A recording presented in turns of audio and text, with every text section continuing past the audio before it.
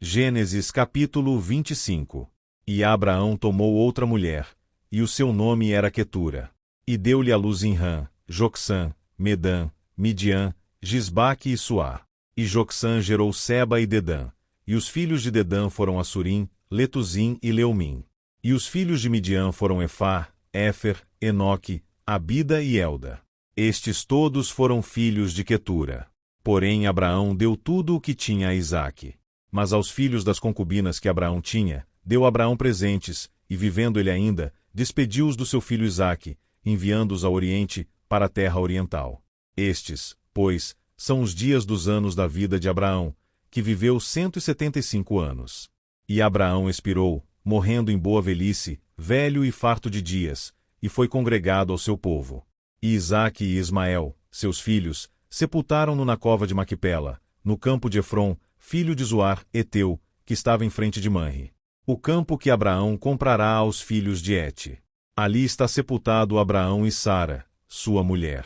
E aconteceu depois da morte de Abraão, que Deus abençoou a Isaque seu filho, e habitava Isaque junto ao poço Bir-la-Ai-Roi. Estas, porém, são as gerações de Ismael filho de Abraão, que a serva de Sara, Agar, egípcia, deu a Abraão. E estes são os nomes dos filhos de Ismael, pelos seus nomes, segundo as suas gerações. O primogênito de Ismael era Nebaiote, depois Quedar, Adeel e Mibsão. Misma, Dumá, Massá, Hadade, Tema, Getur, Nafis e Quedemá. Estes são os filhos de Ismael, e estes são os seus nomes pelas suas vilas e pelos seus castelos, 12 príncipes segundo as suas famílias. E estes são os anos da vida de Ismael, 137 anos, e ele expirou e, morrendo, foi congregado ao seu povo. E habitaram desde Avilá até Sur, que está em frente do Egito, como quem vai para a Síria, e fez o seu assento diante da face de todos os seus irmãos. E estas são as gerações de Isaque, filho de Abraão. Abraão gerou a Isaque. E era Isaque da idade de 40 anos, quando tomou por mulher a Rebeca, filha de Betuel, arameu de Padã-Arã, irmã de Labão, arameu.